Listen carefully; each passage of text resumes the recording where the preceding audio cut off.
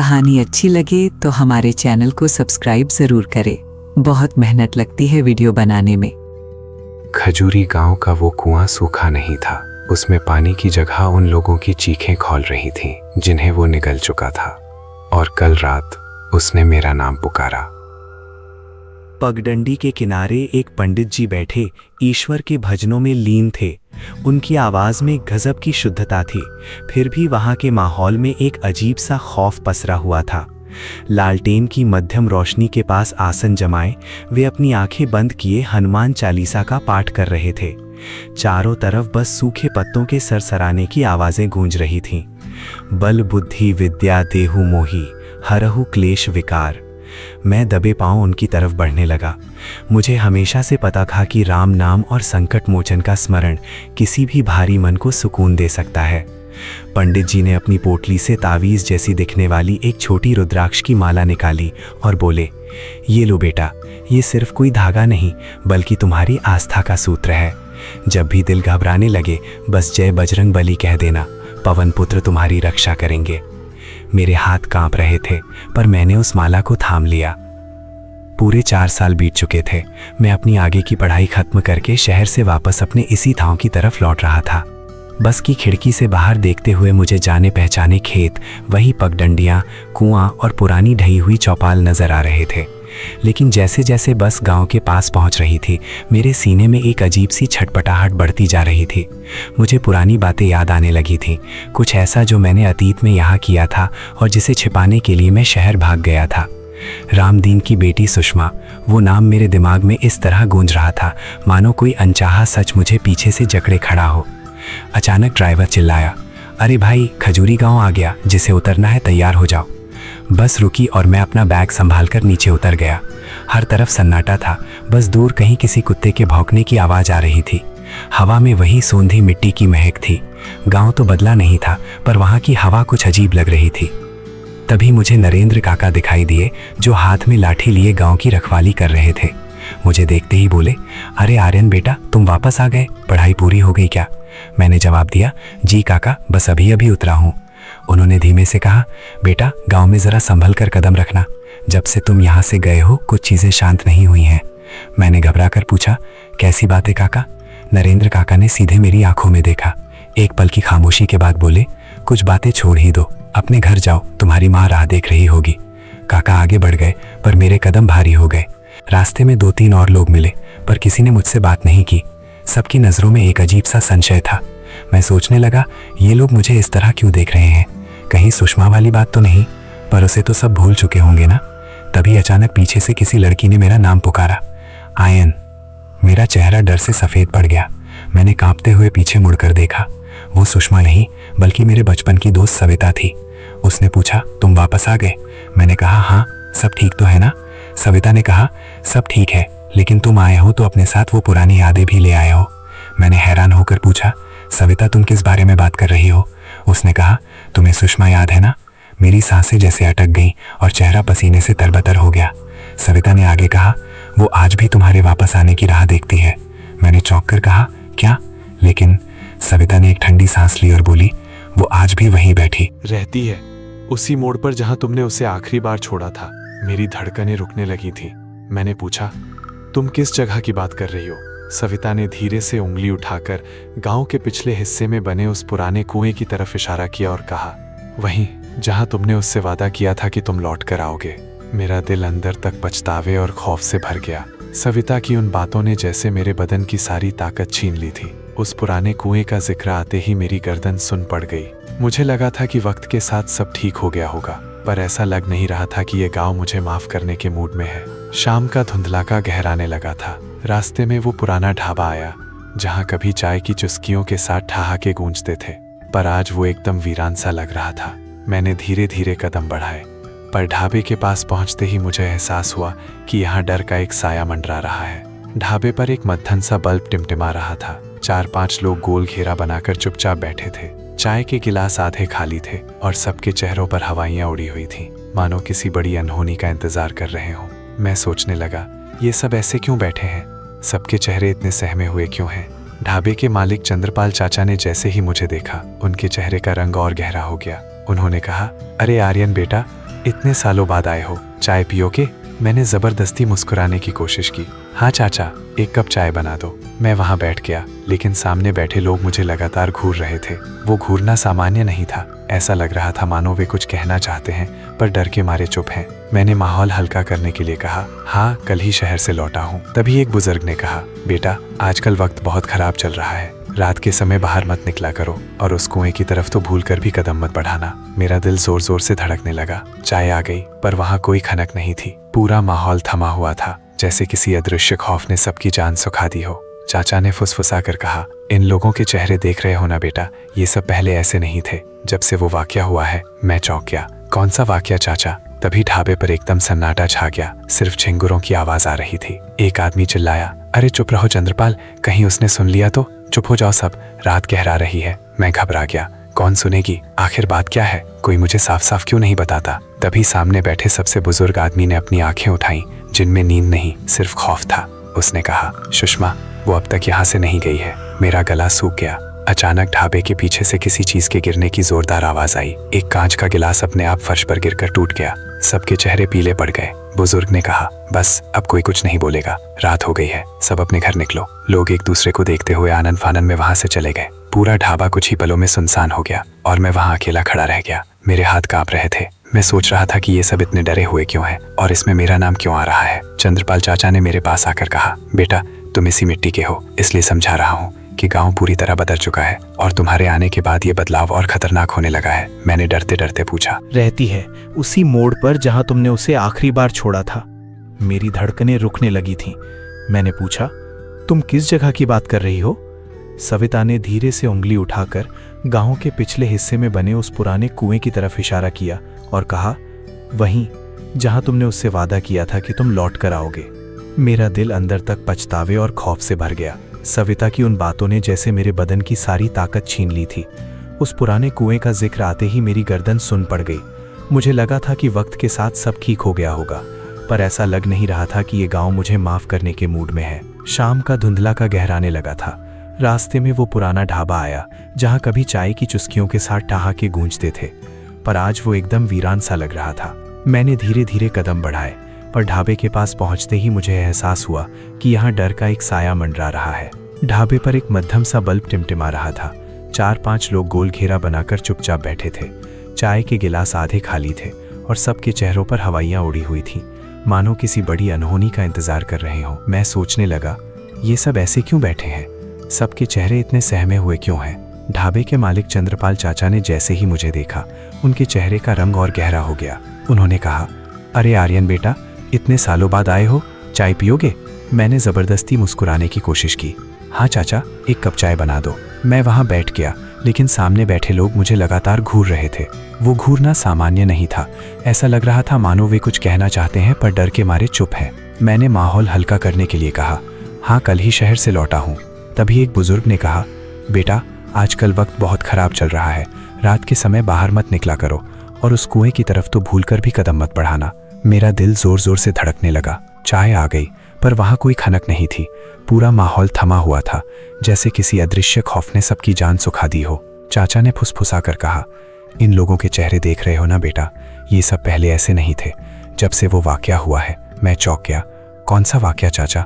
तभी ढाबे पर एकदम सन्नाटा छा गया। सिर्फ चिंगरों की आवाज आ रही थी। एक आदमी चिल्लाया, अरे चुप रहो चंद्रपाल, कहीं उसने सुन लिया तो? चुप हो जाओ सब, रात गहरा रही है। मैं घबरा गया। कौन सुनेगी? आखिर बात क्या है? कोई मुझे साफ साफ क्यों नहीं बताता? तभी सामने बैठे सबसे बुजुर्ग आदमी ने अपनी आंखें उठाई, जिनमें नींद नहीं सिर्फ खौफ था। उसने कहा, सुषमा वो अब तक यहाँ से नहीं गई है। मेरा गला सूख गया। अचानक ढाबे के पीछे से किसी चीज के गिरने की जोरदार आवाज आई। एक कांच का गिलास अपने आप फर्श पर गिरकर टूट गया। सबके चेहरे पीले पड़ गए। बुजुर्ग ने कहा, बस अब कोई कुछ नहीं बोलेगा, रात हो गई है, सब अपने घर निकलो।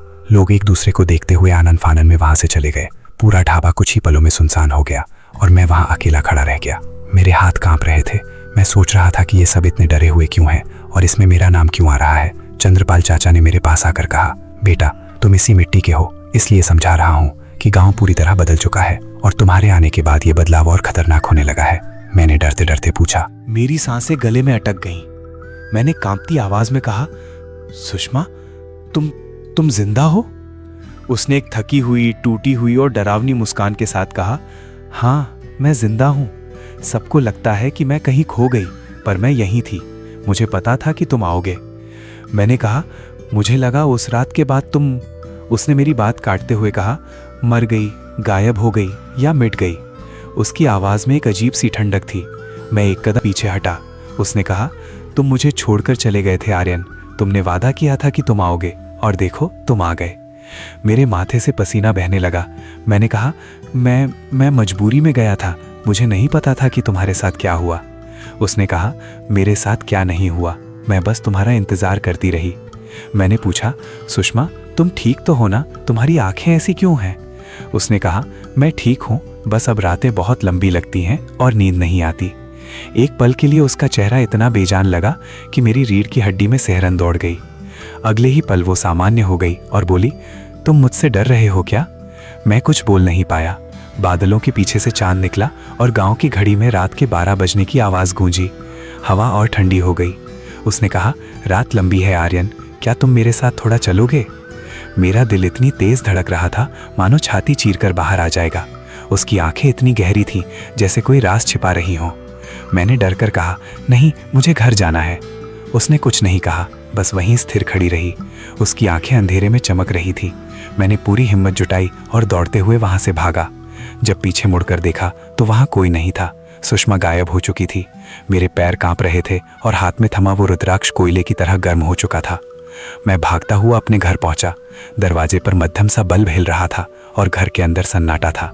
मुझे लगा था कि घर आकर चैन मिलेगा, पर ऐसा नहीं हुआ। माँ ने दरवाज़ा खोलते ही मुझे देखा और चौंक कर बोली, आर्यन बेटा, इतनी देर कहाँ लगा दी? और तुम्हारा चेहरा ऐसा क्यों है? तुम इतने डरे हुए क्यों हो? मैंने नजरें चुराते हुए कहा, कुछ नहीं माँ, बस रास्ता सुनसान था। माँ ने कहा, तुम झूठ बोल रहे हो। तुम्हारी सांसें इतनी तेज क्यों चल रही हैं? कुछ हुआ है क्या? मैं चुप रहा। मेरी आंखों में आंसू थे, पर मैं कुछ बोल नहीं पाया। मैंने पूछा, पिताजी कहाँ हैं माँ? वे घर पर नहीं है क्या? माँ का चेहरा एक पल के लिए सख्त हो गया। वे कुछ नहीं बोली और बस इतना कहा, खाना रख दिया है, खाकर सो जाओ, बहुत थके हो। उनकी ये चुप्पी मुझे चुभ रही थी। मैंने फिर पूछा, माँ, पिताजी? उन्होंने डांटते हुए कहा ना, पहले खाना खाओ। मैंने एक लंबी सांस ली और चुपचाप खाने बैठ गया। खाना खाकर मैं अपने कमरे में चला गया। बिस्तर पर लेटते ही मेरे दिमाग में गांव का वो डरावना माहौल, सुषमा का वो चेहरा और पंडित जी की चेतावनी घूमती रही। पिताजी कहाँ गए होंगे और माँ बात क्यों टाल रही थी? इसी उधेड़-बुन में मुझे कब नींद आ गई पता ही नहीं चला। सुबह मुर्गे की बांग और बाहर की हलचल से मेरी आंख खुली। दरवाजे पर कोई जोर जोर से दस्तक दे रहा था। अरे बहू, जल्दी बाहर आओ, बहुत अनहोनी हो गई है। माँ ने दरवाज़ा खोला और मैं भी अपनी अलसाई आंखों से बाहर आया। बाहर नरेंद्र काका खड़े थे। मुझे देखते ही वे चुप हो गए, पर उनके चेहरे पर साफ खौफ था। उन्होंने मुझसे पूछा, आर्यन, कल रात तुम किससे मिले थे? मेरे दिल की धड़कन रुकने लगी। मतलब क्या हुआ काका? काका ने लंबी सांस ली और जो कहा उसने मेरे पैरों तले जमीन खिसका दी। उन्होंने कहा, बेटा, कल रात तुमने जिसे भी देखा वो सुषमा नहीं हो सकती, क्योंकि सुषमा की मौत तो उसी रात हो गई थी जिस रात तुम गांव छोड़कर गए थे। मेरी आंखें फटी की फटी रह गईं, सांसें थम गईं और हाथ में रखी वो रुद्राक्ष की माला फिर से तपने लगी। सुबह की मध्यम धूप चारों तरफ फैली थी, पर मेरे भीतर एक गहरा अंधेरा छा चुका था। मैं रात की उस खौफनाक हकीकत को समझने की कोशिश ही कर रहा था कि गली के मोड़ पर मुझे गांव के एक और बुजुर्ग काका मिले, जो बहुत अनुभवी और सीधे इंसान थे। उन्होंने मुझे पास बुलाया। आर्यन बेटा, जरा इधर आओ।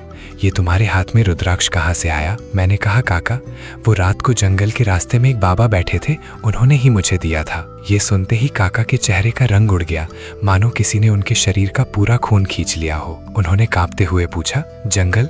कौन सा जंगल? मैंने कहा, वही जो उस पुराने पोखर के पीछे है। वहीं वो बाबा मिले थे। काका 2 कदम पीछे हट गए।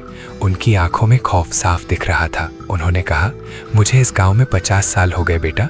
उस तरफ ऐसा कोई जंगल नहीं है और ना ही वहाँ कोई बाबा रहता है, ना दिन में और ना रात में। ये सुनकर मुझे लगा जैसे मेरे पैरों के नीचे की जमीन ही खिसक गई हो। अगर जो मैंने कल रात देखा वो सच नहीं था, तो फिर वो कौन था? मैंने रोते हुए पूछा।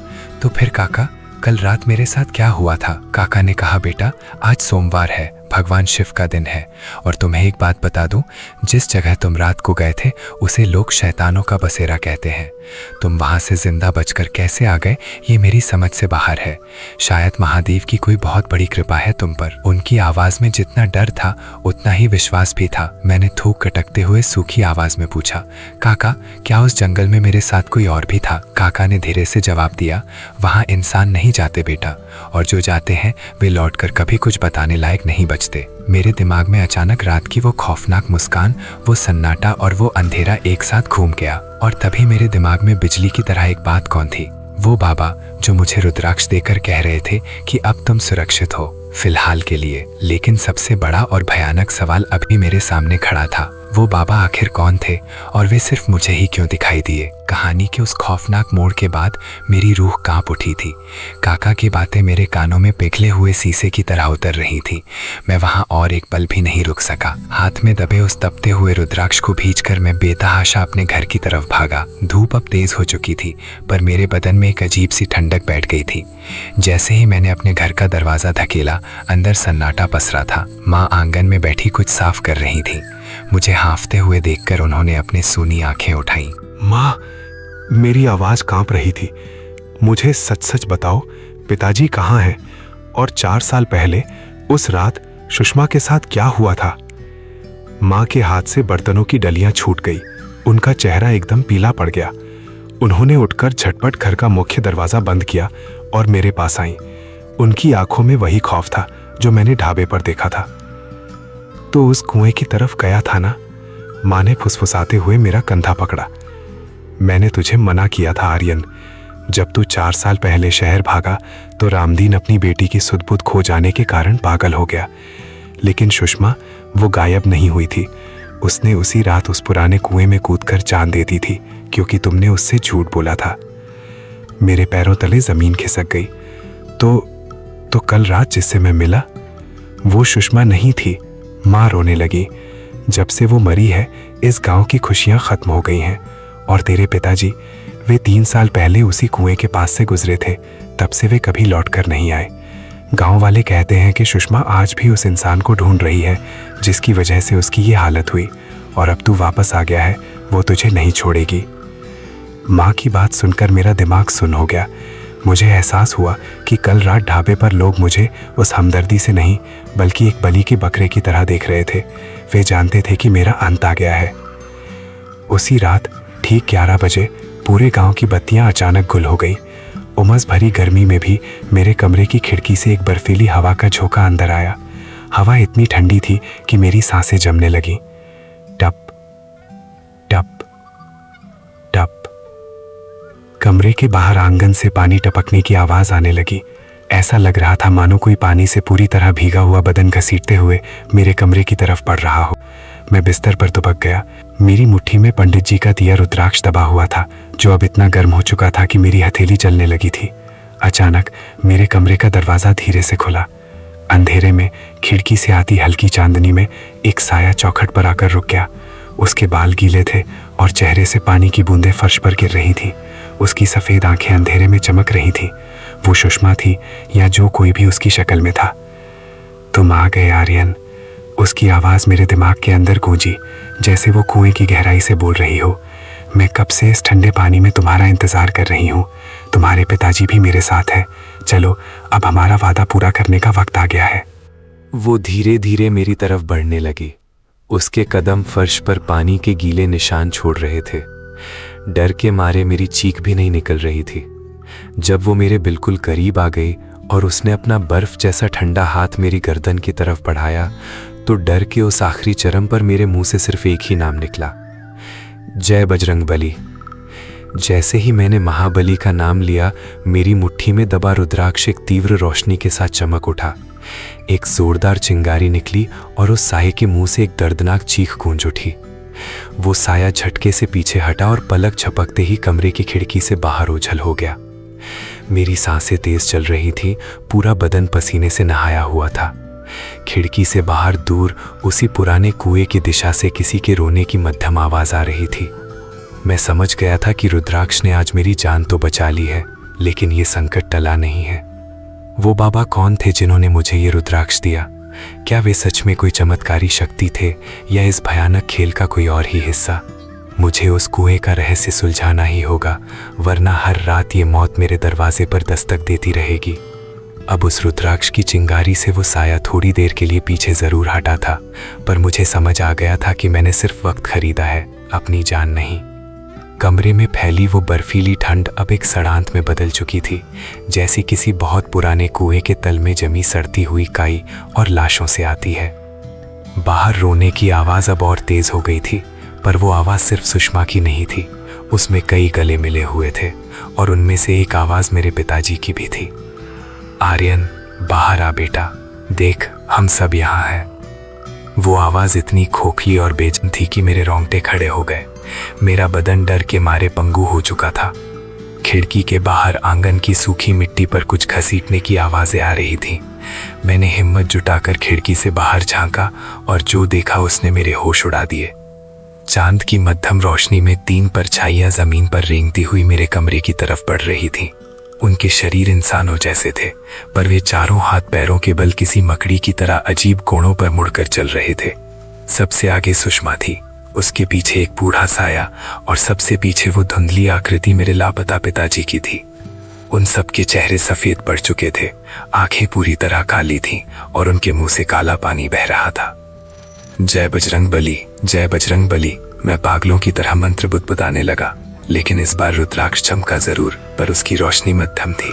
उन सायों पर उसका असर कम हो रहा था। अचानक मेरे कमरे का दरवाजा झटके से टूट गया। वो तीनों अंदर आ गए।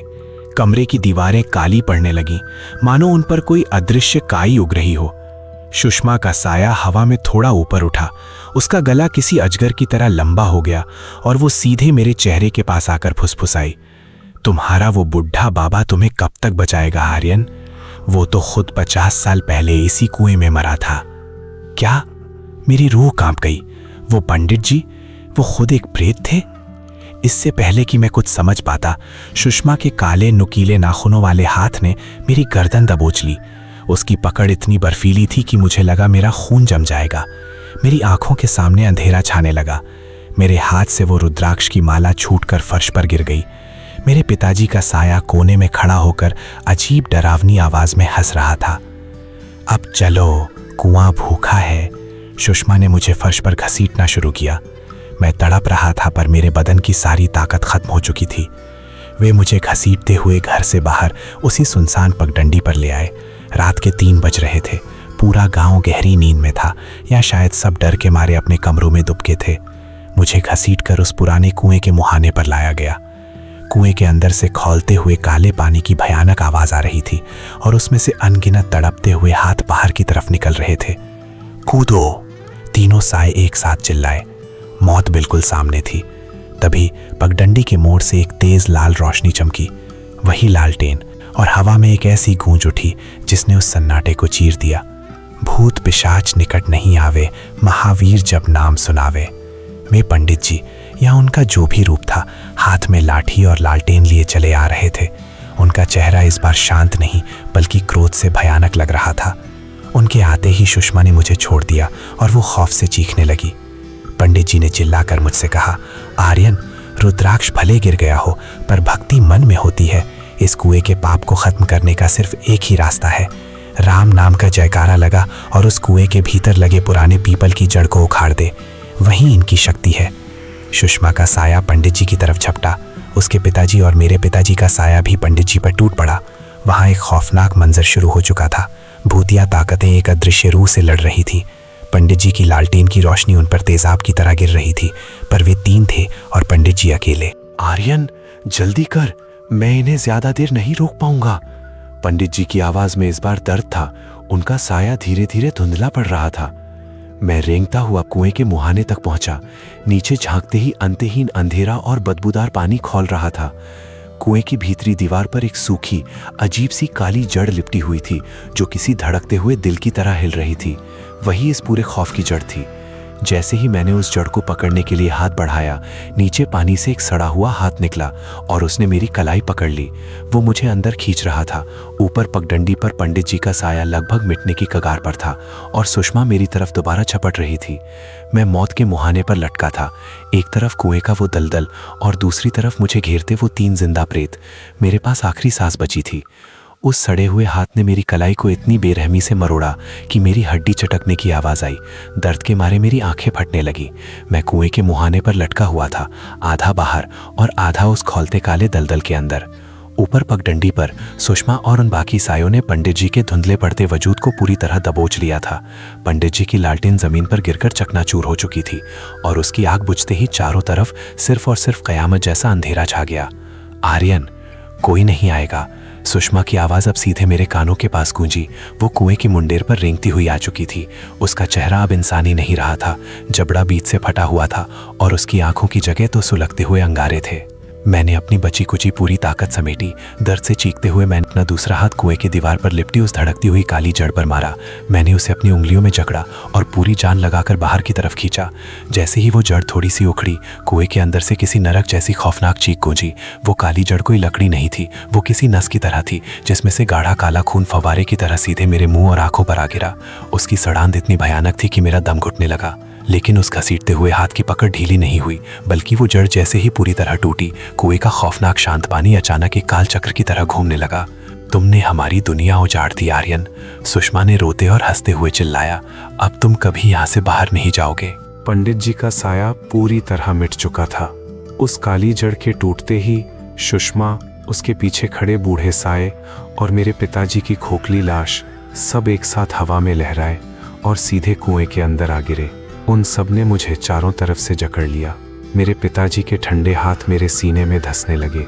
सुषमा के नुकीले दांत मेरी गर्दन पर आकर टिक गए। उस सड़े हुए पानी का भंवर हमें तेजी से नीचे पाताल की गहराई में खींचने लगा। मैंने आखिरी बार ऊपर आसमान की तरफ देखा, जहां चांद भी अब काला पड़ चुका था।